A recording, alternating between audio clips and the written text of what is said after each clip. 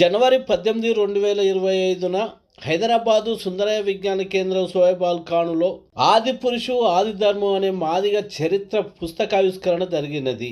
ఈ పుస్తక రచయిత ఏక్తా తిరుపతి గారు తాడిపత్రి గ్రంథాల నుంచి ఈ చరిత్రను సేకరించినట్టుగా తెలుస్తున్నది. వివిధ వక్తలు మాట్లాడుతూ ఆ చారిత్రక ఆధారాలను పుస్తకాలతోటే కాకుండా ఆ తాడిపత్రి గ్రంథాలను కూడా సమీకరించి భద్రపరచవలసిన అవసరం ఉందంటూ మాట్లాడారు. ఈ సందర్భంగా గణేష్ ఇస్తాడు, నేను పెళ్లి చేసుకోను, నేను శంకరునికి సేవ చేస్తానని చెప్తాడు. అప్పుడు వాడు ఏం చెప్పిండంటే నిజమైన ప్రాంతంలో తప్ప ఒప్పుకుంటాడు. ఏం చెప్తాడంటే నాకు తెలియదు సార్ అని. మేనేజర్ పడిపడ్డ అవుతాడు, క్లాస్మేట్ అని. మేనేజర్ ఆయన గౌరవిస్తాడు, ఆయన మొక్కుతాడు. మేనేజర్ బాగా చదివండి, ఈవిడ ఏం చదవలేదు, పద్యాలే బట్టి పెట్టింది. అర్థమైందా? ఆ మేనేజర్కి అర్థం తెలియదు. ఏం సార్ మీరు టీచర్ అయింది ఇవన్నీ ఎట్లా తెలుసు, మీరు ఎస్సీలు అనుకున్నా క్రిస్టియన్ అనుకున్నా, ఐఎమ్ నాట్ ఎస్సీ, నేను జ్ఞానం తెలుసా. ఎస్సీ అంటే బాపనోళ్ళు, అంటే బాపనోళ్ళు అంటే మీరంతా బాపనోళ్ళే. యు ఆర్ నాట్ ఎస్సీస్. ఎవరికైతే జ్ఞానం వస్తుందో, అక్షర జ్ఞానం వస్తుందో వాళ్ళే బాపనోళ్ళు.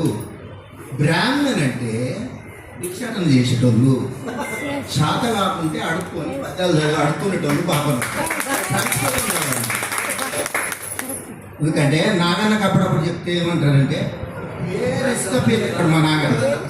కాబట్టి దయచేసి థ్యాంక్ యూ సార్. నా పేరు జోగు కుమారస్వామి, స్వామికి బ్రదర్ నైతా.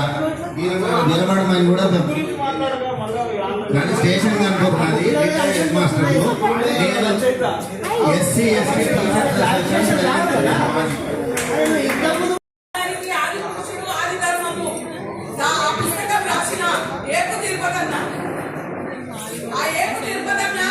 నేను ఎంఆర్పిఎస్ ఉద్యోగంలో పనిచేసి బయటకు వచ్చినాక చదువుకుంటాను. పడిపోతే నాకు బిఏలో పరీక్ష, బిఏలో ఎస్పీ కాలంలో నాకు చదువు చెప్పిన సార్ ఆయన.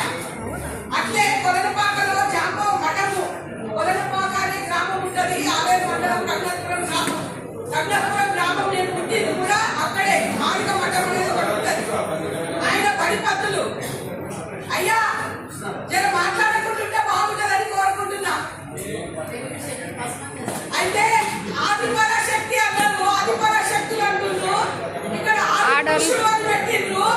నా సందేహం ఏంటంటే ఆదిపర శక్తి లేక ఈ సృష్టి జరిగిందా అని నేను అడుగుతున్నాను.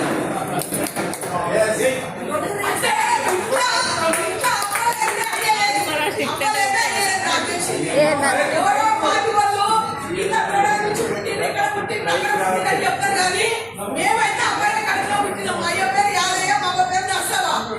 నేను గౌరమ్మను నేను మాదిగను. మరి నేను అమ్మకు పుట్టిన బిడ్డగా నేను అడుగుతున్నా, మరి ఆది పురుషుడు అని పెట్టింది మా అన్న, మా పెద్దన్న ఏకు తిరుపతన్నకు చేతులెత్తి దండం పెట్టి నేను నదిలో పుస్తకాలు తప్ప నేను పెరిగిన జీవులు తప్ప అని అడుగుతున్నా. ఆది పరాశక్తిని మనుషులు నేను ఇక్కడ నా ప్రశ్న. నేను చిన్నప్పుడు బాగుంటాను అక్కడ బయటలు డక్కలు సిద్ధలు అందరూ బయట చుట్టే ఉండేటోళ్ళు. అయితే మేమందరం జోర సంచులు వేసుకొని భాగవతాలు చెప్పుకుంటే జోర సంచులు వేసుకొని పోయి భాగవతాలు చూసేది రాత్రి పూట. ఇక్కడ భాగవతం చర్చ పెట్టిండు, ఆది జాంబవంతుని కొమ్మేసి పవిత్ర గ్రంథం అని ఒక పెద్ద చర్చ పెట్టిండు. ఇప్పుడు భారతదేశంలో ఉన్న సనాతనవాదులు ధర్మం పవిత్ర గ్రంథాలకు మాయలు మొక్కుకునే వాళ్ళ తంకాలు వారికి పని పెట్టిండు. ఎందుకంటే ఆయనకు నేను శిరాకులు చెప్తూ ఆది పరాశక్తిని ఎందుకు మర్చినవన్నా అని అడుగుతున్నా. ఆ జామవంతుడే ఆది పరాశక్తికి 4 శక్తులు ఇచ్చిందని కుమారస్వామి చెప్పిండు. ఏమి నా 4 శక్తులు? ఇక్కడ ఇద్దరు శక్తులన్నీ ఇప్పటిదాకా కూర్చోబెట్టిన 3-4 శక్తులు ఉన్నాయి. ఆ శక్తులు కూడా రావాలి. ఎందుకంటే మాకు సమానమైన హక్కులు ఆది జామవంతుడే ఇచ్చిండు. మా నాన్న ఆది జామవంతుడే ఇచ్చిండు. పుస్తకంలో కూడా ఆది పరాశక్తి చరిత్ర రావాలి. మా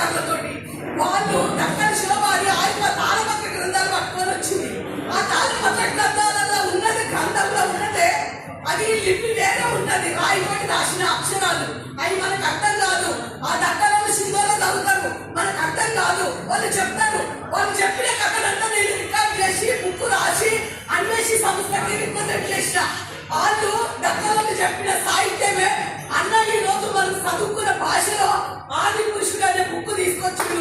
ఇప్పటిదాకా దక్కలు చెప్పిన విషయాలన్నీ నేను మనల్ని చేస్తున్నా. ఆది పరాశక్తి అరుంధతి ఎవరు? అరుంధతి వస్తే మనం మహాముని జాంబవంతుని మునిమన్వరాలని చెప్తున్నారు. ఆ మునిమన్వరాలు మాధవిపురి పట్టణంలో పెరిగి ఆ వశిష్ఠుడికి కులకరాలను ముఖ్యంగా మార్చించిన స్త్రీ అరుంధతి. మాదిగా ఆమె ఆకాశంలో నక్షత్రమైందని అరుంధతి తన కథలు కూడా రాసిన, నకల మీద కథలు కూడా రాసిన. నేను కూడా నాకు అవకాశం ఇస్తే చాలా విషయాలు ఈ జాంబా పురాణం మీద చెప్పుకోవాల్సిన అవసరం ఉంది. కానీ అక్కడ ఆదిపర శక్తులన్నీ ఎట్లా అంతరించుకోవడానికి గల కారణం ఏంటి? ఈ శివుడు ఎంత కథ చేసిండు? ఈ విష్ణు బ్రాహ్మణులు ఈ యొక్క ముగ్గురు కొడుకులు పుడతారు. ముగ్గురు కొడుకులు బ్రహ్మ విష్ణు మహేశ్వరులు. ఆ మహేశ్వరులు ఆదిపర శక్తిని ఆమె శక్తులన్నీ అంతరించుకోబడ్డట్టుకు అక్కడ కూడా పురుషాధిపత్యము చూపించి ఆ శివుడే ఆదిపర శక్తులన్నీ అంతరించుకోవడం చేసిండు. దాన్ని ఎక్కడంటే రోజు రేపు ఈ ఆదిపర శక్తులుగా ముందుకు వచ్చి మేము రాష్ట్రం సందుతాం, పోరాటం, మీతో పట్ట కొట్లాడతాం. మమ్మల్ని గుచ్చిన రెడ్లు, మమ్మల్ని గుచ్చిన పాపళ్ళు, మమ్మల్ని గుచ్చిన దొంగతో మేము కొట్లాడాం. మేము పెద్దింట్లో, మేము డక్కలలో, మేము డక్కని వారికి కట్టులో పెట్టిన డొక్కలో పెట్టిన డక్కలను చెప్పిన సాహిత్యం